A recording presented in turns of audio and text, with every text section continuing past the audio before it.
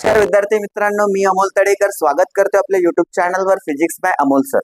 बाळांनो, आपण third चॅप्टरची theory complete केलेली आहे. आज आपण बघत आहोत थर्ड चॅप्टरचे जे टेक्स्ट बुक मध्ये असलेले एमसीक्यूज आहेत त्यांना. ओके, तर बाळांनो पहिला एमसीक्यू काय म्हणतो रे चॅप्टर नंबर 3 मधला काय म्हणतो बाळांनो? For an ideal gas the molecule possess. कोणती गॅस आहे? आयडियल गॅस आहे बाळांनो. आणि मॉलिक्यूल, आयडियल गॅसचे जे मॉलिक्यूल राहणार यांची एनर्जी किती राहणार ते आपल्याला विचारलेलं आहे. बरोबर आहे. चला बाळा, 4 ऑप्शन दिलेले आहेत. ऑनली कायनेटिक एनर्जी, पहिला ऑप्शन काय म्हणतो? Only kinetic energy. Second option काय म्हणतो रे? बोथ कायनेटिक एनर्जी आणि पोटेन्शियल एनर्जी. थर्ड ऑप्शन काय? Only potential energy. आणि फोर्थ ऑप्शन काय बाळा? तर neither kinetic energy nor potential energy. तर बाळांनो, गॅस मॉलिक्यूल आहे. गॅस मॉलिक्यूल आपण जेव्हा स्टडी केलाय गॅसेसला तेव्हा काय सांगितलं होतं assumption made in kinetic theory मध्ये, की जे गॅस मॉलिक्यूल असतात हे कसे असतात रे? रॅन्डम मोशन मध्ये असतात. कंटिन्युअसली कसे असतात? रॅन्डम मोशन मध्ये असतात. आता मॉलिक्यूल जर मोशन मध्ये आहे तर मोशन मध्ये कोणती एनर्जी राहते रे? कायनेटिक एनर्जी राहते. तर मग गॅस मॉलिक्यूलला एनर्जी कोणती राहणार बाळांनो? Kinetic energy. पोटेन्शियल एनर्जी पण नाही राहणार बाळांनो. कोणती एनर्जी राहणार रे? ऑनली कायनेटिक एनर्जी राहणार. का बरं? तर गॅसचे जे मॉलिक्यूल्स राहतात ते कसे राहतात रे? कंटिन्युअसली रॅन्डम मोशन मध्ये राहतात. आणि मोशनच्या रिलेटेड असलेली एनर्जी म्हणजेच कायनेटिक एनर्जी. तर option A is your correct option. Okay, त्यानंतर बाळांनो नेक्स्ट एमसीक्यू काय आहे बघा रे? The mean free path of molecule is given by. मॉलिक्यूलचा mean free path, mean free पाथची डेफिनेशन सांगितली होती बाळांनो. Yes or no? The average distance covered by molecule between two successive collision, त्याला आपण मीन फ्री पाथ म्हटलं होतं. लॅम्बडाने डिनोट केला होता. लॅम्बडाचे 2 फॉर्म्युला सांगितले होते. कोणते रे? Mean free path is equal to काय? Total distance covered, total distance covered divided by total number of collision, total number of collision. Okay, आणि पुन्हा एक फॉर्म्युला सांगितला होता बाळांनो की लॅम्बडा इज इक्वल टू 1/√2 काय होता रे? Pi D square into number of molecule per unit volume. Okay, चला तर आपण ऑप्शन चेक करणार आपल्याकडे काय काय आहे, यामध्ये काय काय मिळत आहे. तर काय म्हटलेलं आहे क्वेश्चन मध्येच, वेअर छोटा वाला जो एन आहे त्याला म्हटलंय number of molecule per unit volume. म्हणजेच हा जो number of molecule per unit volume आहे याच्या ठिकाणी काय लिहायचं? स्मॉल एन लिहायचं आपल्याला. का बरं? कारण स्मॉल एन ला आपल्याला दिलेला आहे की वेअर जो number of molecules per unit volume आहे तो म्हणजे स्मॉल एन आहे. म्हणजे एन अपॉन व्ही ची व्हॅल्यू स्मॉल एन झाली. ओके, आता हा वाला जो आहे हा ऑप्शन चेक करा आपल्या 4 ऑप्शन मध्ये. तर पहिल्या ऑप्शन मध्ये बाळांनो हा मॅच होत आहे का रे? नाही होत आहे सर, तर हा नाही राहणार. दुसरा होत आहे का? इथे √2 आहेच नाही. तिसरा बघा इथे काय रे? √2 आहे, 1/√2 पाय डी स्क्वेअर बी आहे आणि एन बी आहे. म्हणजेच this is your correct answer बाळांनो. Yes or no? This is your correct answer. चला त्यानंतर नेक्स्ट एमसीक्यू आपल्याला बघायचं आहे. त्यानंतर बाळांनो आपला थर्ड एमसीक्यू आहे रे. काय म्हणत आहे थर्ड एमसीक्यू चॅप्टर 3 चा? If pressure of an ideal gas is decrease by 10%. Pressure काय करताय? डिक्रीज होत आहे. किती? तर 10%. इनिशियल प्रेशर पेक्षा प्रेशर जो आहे तो 10% ने कमी झाला, डिक्रीज झाला. आयसोथर्मली म्हणजे टेम्परेचर कसं राहणार रे? कॉन्स्टंट राहणार. तर म्हणून देन इट्स व्हॉल्यूम विल, म्हणजे काय होणार? प्रेशर जर 10% कमी झाला तो व्हॉल्यूम काय होणार रे? वाढणार. बट व्हॉल्यूम किती वाढणार ते काढायचं. आपल्याकडे ऑप्शन काय? डिक्रीज.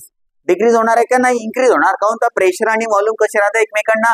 इनव्हर्सली प्रपोर्शनल राहतात बाळांनो. ओके, 3 लॉ सांगितले होते, बॉइल्स लॉ, चार्ल्स लॉ आणि गे-लुसाक लॉ. त्यामध्ये प्रेशर, व्हॉल्यूम आणि टेम्परेचर मधला रिलेशन सांगितलं होता. बट काय म्हणते? आयसोथर्मली म्हणजे टेम्परेचर कॉन्स्टंट झाला आणि कॉन्स्टंट टेम्परेचरवर प्रेशर आणि व्हॉल्यूम कसे असतात एकमेकांना? इनव्हर्सली प्रपोर्शनल असतात. मग प्रेशर जर कमी होत आहे, डिक्रीज होत आहे, तर व्हॉल्यूम काय होणार? इन्क्रीज. म्हणजे इथे डिक्रीज वाले जे ऑप्शन आहेत ते काय झाले? कटले. म्हणजे ऑप्शन नंबर ए आणि ऑप्शन सी काय झाले? कटले. तर हे राहणार आहेत का? नाही. मग राहिले कोण? 2 ऑप्शन, बी आणि डी. ओके, तर आता काय करायचंय आपल्याला? इन्क्रीज करायचं आहे. कोणाला? व्हॉल्यूमला. तर किती इन्क्रीज होणार मग तो काढायचा. ओके, आता आपल्याला 2 ऑप्शन आहेत इन्क्रीज वाले, त्यामुळे सॉल्व्ह करावं लागेल किती % इन्क्रीज होत आहे व्हॉल्यूम. ओके, तर बाळांनो आपल्याला दिलेलं काय बघा रे? If pressure of an ideal gas, ideal गॅसचा जो काय प्रेशर आहे त्याला मी म्हणतो P1 म्हणतो. काय म्हणतो रे? P1. ओके, P1 काय? तर pressure of an ideal gas is decrease by. आता P1 जो आहे तो डिक्रीज होत आहे. डिक्रीज झाल्यानंतर काहीतरी प्रेशर येणार, त्याला म्हणतो रे P2. तर लेट P1 विद काय रे? Pressure of an ideal gas, initial pressure of an ideal gas. Okay, initial pressure of an ideal gas. त्याच्यानंतर बाळांनो आता हा जो इनिशियल प्रेशर आहे डिक्रीज होत आहे किती पर्सेंट तर 10%. ओके, काय करणार बाळांनो तर डिक्रीज झालेल्या प्रेशरला P2 म्हणतो. P2 म्हणजे किती राहणार रे तर डिक्रीज होत आहे 10%. कोणाच्या तर P1च्या इनिशियल पेक्षा कमी होत आहे. इनिशियल पेक्षा कमी होत आहे म्हणजेच इनिशियल प्रेशर मधून कमी होत आहे म्हणजे मायनस होत आहे. कितीने मायनस होत आहे रे 10%. कोणाचे 10% तर इनिशियलचे 10%. ओके, म्हणजे जो P2 आहे डिक्रीज झालेला प्रेशर आहे तो काय रे इनिशियल प्रेशरचे 10% का होत आहे कमी. म्हणजेच इनिशियल प्रेशर मधून इनिशियल प्रेशरचे 10% का करणार मायनस करणार. म्हणजेच P1 मायनस 10% ऑफ P1 हा त्याचा अर्थ झाला बाळांनो. ओके, चला आता काय करणार हा मेन इम्पॉर्टंट आहे समजायचं, कारण सीईटी मध्ये MST CET मध्ये अशा प्रकारचे प्रश्न तुम्हाला विचारले जातात. ओके, आणि विचारले पण आहेत. मी सीईटीची बॅच घेतल्या, मला माहिती आहे बाळांनो, मी शिकवलेलं पण आहे असे क्वेश्चन. ओके, चला तर बाळांनो काय आहे रे बघा, काय करणार सगळ्यात आधी आता 10% ऑफ P1 करणार.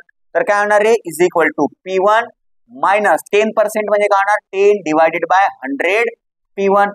10 डिवायडेड बाय 100 म्हणजे किती झाले रे 0.1 झाले सर. तर is equal to P1 minus 0.1 P1. Okay, P1 मधून 0.1 P1 मायनस केला तर आले किती रे 0.9 P1. ओके, काउंट द 1 आहे P1 कॉमन काढून 1 मायनस 0.1 म्हणजे किती झाले 0.9 इंटू काय P1 हा झाला P2. डिक्रीज झालेला प्रेशर हा झाला बाळांनो. ओके, चला आता आपल्याला माहित आहे रे आयसोथर्मल प्रोसेस म्हणजे टेम्परेचर कॉन्स्टंट आहे, म्हणजेच की प्रेशर आणि व्हॉल्यूमचा जो काही मल्टिप्लिकेशन किंवा प्रेशर इंटू व्हॉल्यूम कसं राहणार कॉन्स्टंट राहणार. For isothermal process PV is equal to कसं राहते तर कॉन्स्टंट. दॅट इज बाळांनो that is P1 of V1 is equal to काय होणार रे P2 V2. आपण काय करणार आपल्याला आता इनिशियल व्हॉल्यूम जो आहे त्याला V1 म्हटला समजा, तर P1 म्हणजे काय होता इनिशियल प्रेशर होता, V1 म्हणजे काय होणार रे इनिशियल व्हॉल्यूम होणार. ओके, चला बाळांनो आता काय करायचं P1 इनिशियल प्रेशर आहे, V1 इनिशियल व्हॉल्यूम आहे, तर P2 जो आहे तो फायनल प्रेशर आहे, V2 फायनल व्हॉल्यूम आहे. तर आपल्याला काय करायचं आहे चेंज इन किंवा पर्सेंटेज इंक्रीज किंवा पर्सेंटेज डिक्रीज इन व्हॉल्यूम हा आपल्याला काढायचं. ओके, तर काय करणार V2 काढणार. तर therefore V2 is equal to काढणार मग P1 into V1 divided by P2 होणार. तर P1 into V1 divided by P2 झाला V2 चा फॉर्म्युला. बरोबर आहे. चला P1 च्या ठिकाणी काहीतरी लिहू शकतो आपण, सॉरी P2 च्या ठिकाणी P2 ची व्हॅल्यू लिहिणार, जे काढलेली आहे ही व्हॅल्यू इथे ठेवणार बाळांनो. ओके, तर काय होणार रे V2 is equal to P1 into V1 divided by P2 किती आहे रे 0.9 P1. बाळांनो P1 काय झाले कॅन्सल आउट झाले, तर आलं काय मग V2 is equal to therefore volume जो आहे सेकंड व्हॉल्यूम जो येणार डिक्रीज प्रेशर डिक्रीज झाल्यानंतर जो व्हॉल्यूम येणार तो किती येणार तर काय येणार रे V1 डिवाइडेड बाय 0.9. किती आला initial volume divided by 0.9. Okay, आता आपल्याला काढायचं काय V2 तर काढायचं नाही, काढायचं काय पर्सेंटेज. आता प्रेशर जर डिक्रीज झाला तर व्हॉल्यूम जर इन्क्रीज होणार तर पर्सेंटेज इन्क्रीज इन व्हॉल्यूम काढायचं, तर त्याला लिहिणार असं बघा पुन्हा की स्टेप आहे पर्सेंटेज इन्क्रीज इन व्हॉल्यूम किंवा पर्सेंटेज चेंज इन व्हॉल्यूम म्हणा. पर्सेंटेज चेंज इन व्हॉल्यूम कसं करणार बाळा तर बघा कसं करायचं. सगळ्यात आधी काय करणार तर पर्सेंटेज चेंज काढायचं आहे, तर काय करणार final volume minus initial volume divided by initial volume into 100 हा फॉर्म्युला लक्षात ठेवायचा. काय करायचं रे final volume minus initial volume म्हणजे चेंज इन व्हॉल्यूम झाला डिवाइडेड बाय काय करणार रे इनिशियल व्हॉल्यूम. आता आन्सर जो येणार तो चेंज इन व्हॉल्यूम येणार. बरं पर्सेंट चेंज आहे तर इंटू काय करणार रे 100. कशामध्ये उत्तर येणार इंटू 100 केला म्हणजे कशामध्ये उत्तर येणार पर्सेंटेज मध्ये, तर पर्सेंटेज मध्ये उत्तर येणार आपला. ओके, चला तर इज इक्वल टू V2 किती आहे रे V2 जो आहे तो V1 बाय 0.9 आहे, तर V1 बाय V2 च्या ठिकाणी काय लिहिणार V1 by 0.9 minus V1 divided by V1 into काय आहे बाळांनो इंटू काय रे इंटू 100. उत्तर कशामध्ये येणार तर पर्सेंट मध्ये येणार. ओके, काय करणार तर 0.9 ने क्रॉस मल्टिप्लाय करा, तर काय होणार रे is equal to V1 minus 0.9 V1 divided by 0.9 into V1 म्हणजे काय झाला रे 0.9 V1 इंटू काय करणार बाळांनो 100. आन्सर कशामध्ये येणार पर्सेंट मध्ये. ओके, चला V1 मायनस 0.V1 म्हणजे काय होणार रे 0.1 V1 झालं. येस ऑर नो 1 मधून 0.9 गेले राहिले किती तर 0.1 V1 divided by 0.9 V1 into काय आहे बाळांनो 100. कशामध्ये राहणार पर्सेंट मध्ये. V1 काय झाले रे कॅन्सल झाले. 0.1 डिवाइडेड बाय 0.9 म्हणजे काय झाले 1/9 इंटू काय करणार 100. तर काय होणार रे 1/9. तर therefore percentage change in volume percentage change in volume is equal to 1/9 into काय करणार तर 100. कशामध्ये आन्सर येणार आहे पर्सेंट मध्ये. बाळांनो 100/9 केले तर कसा करणार आहे आज आन्सर जो आहे तो कसा येणार 100/9. बघा इथे करून दाखवतो 100/9 काय करणार आहे 9 1 9 म्हणजेच 1 झालं राहिले किती 9 9 पुन्हा 1 0 घेतला किती झाले 9 1 9 झाले पुन्हा 30. ओके चला आता काय करणार तर 1 त्याला पॉईंट दिल्यावर 0 घेणार तर बाळांनो 9 1 9 म्हणजेच काय होणार आहे आन्सर येणार आपला आता बघा 11 पॉईंट समथिंग येणार. आन्सर किती येणार डिवाइड केल्यानंतर 9 ने 100 ला डिवाइड केल्यानंतर किती आला आन्सर 11 पॉईंट समथिंग येणार. किती आहे ऑप्शन 11 पॉईंट समथिंग. कुठे आहे आपला ऑप्शन ऑप्शन नंबर डी. तर काय आहे 11.11% is your percentage increase in volume. म्हणजे व्हॉल्यूम करणार इन्क्रीज होणार किती percent 11.11% and which option is correct option D. Option is the correct option. बाळांनो बघून घ्यायला. ओके चला त्यानंतर बाळांनो आपला नेक्स्ट एमसीक्यू आहे एमसीक्यू नंबर 4. काय दिलेलं आहे बघा if a is equal to 0.72 and r is equal to 0.24 then the value of t.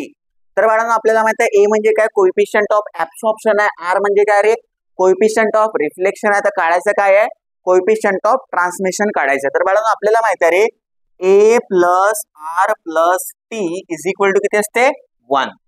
Coefficient of absorption plus coefficient of reflection plus coefficient of transmission is equal to 1 असते.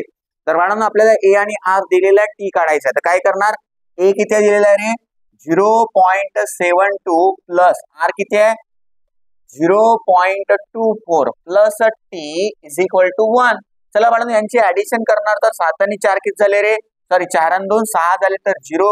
Okay 4 आणि 2 6 झाले 6 आणि 7 आणि 2 9 झाले म्हणजे 0.96 plus T is equal to 1. मला T काढायचं आहे तर याला कुठे देणार तिकडे तर मायनस होणार. तर टी इज इक्वल टू होणार आहे 1 मायनस 0.96.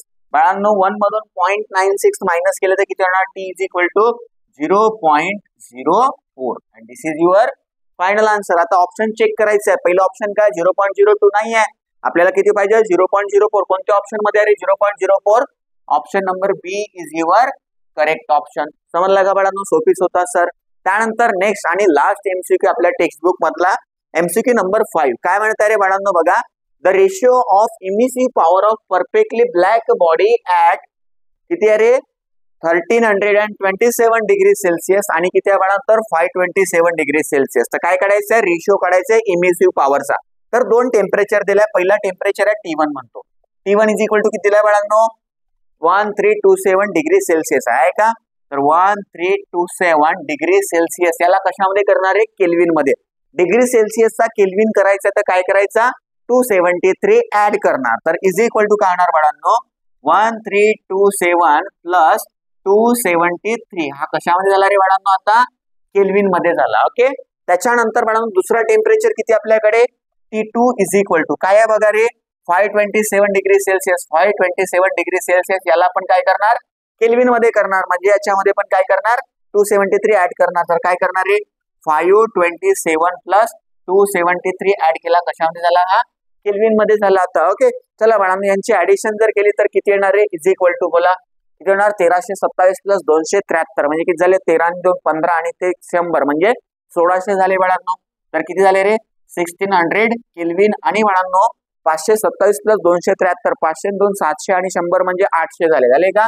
चला तर is equal to 800 kelvin. Okay चला बाळांनो आता करायचं काय तर आपल्याला इमिसिव्ह पॉवरचा रेशिओ काढायचा. या टेम्परेचर साठी येणारा इमिसिव्ह पॉवर आणि या टेम्परेचर साठी येणारा इमिसिव्ह पॉवर या दोघांचा रेशिओ काढायचा. तर पहिला T1 साठी येणाऱ्या इमिसिव्ह पॉवरला R1 म्हणतो आणि T2 साठी येणाऱ्या इमिसिव्ह पॉवरला R2 म्हणतो. हा रेशिओ आपल्याला काढायचा. काय होतं रे स्टीफन बोल्ट्झमॅन लॉ सांगितला होता बाळांनो लास्ट लेक्चर मध्ये थेअरीच्या.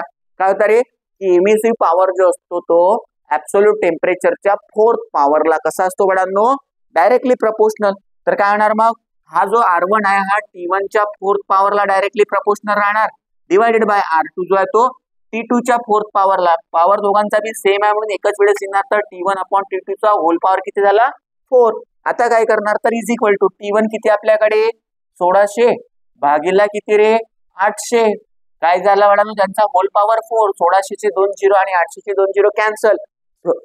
1600 भागीला 800 म्हणजे 2 होते सीधे सीधे नाही तर 2 चा पॉवर 4 किती झाला रे 2 चा पॉवर 4 म्हणजेच 42 बेदुने किती झाले? 2 दुने 4, 4 दुने 8, 8 दुने 16 म्हणजेच किती झाले रे? 16 झाला.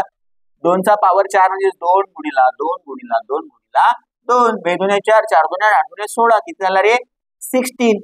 ओके, तर बाळांनो R1 अपॉन R2 ची व्हॅल्यू किती आली? Therefore R1 upon R2 is equal to 16 divided by कोणी आहे का? नाही आहे. कोणी नाही म्हणजे 1 आहे. यालाच कसं लिहू शकतो रे? 16:1. This is your final answer. Okay बाळांनो, काय आहे R1 अपॉन R2 म्हणजे इमिसिव्ह पॉवरचा रेशिओ या दोन टेम्परेचर साठी. ओके, किती आला रे? 16:1. चेक करा ऑप्शन आहे का आपल्याकडे? 16:1 म्हणजे आपला option number B is the correct option. Okay, अशा प्रकारे बाळांनो आपण बघा त्या थर्ड चॅप्टरचे एमसीक्यूज कव्हर केलेले आहे या लेक्चर मध्ये. नेक्स्ट लेक्चर मध्ये आपण पुन्हा घेऊन येणार आहोत रे याच्या समोरचा पोर्शन म्हणजे न्यूमेरिकल्स. ओके, जे की इम्पॉर्टंट असणार आहेत. तर त्याआधी बाळांनो तुम्हाला काय करायचं आहे? चॅप्टरचे थेअरी मध्ये येणारे जे काय A to Z फॉर्म्युलाज आहेत ते फॉर्म्युला तुम्हाला एका पेजवर लिहायचे सो दॅट न्यूमेरिकल सोडवताना बाळांनो एकदम सोपे वाटायला पाहिजे. ओके, चला तर थँक्यू सो मच.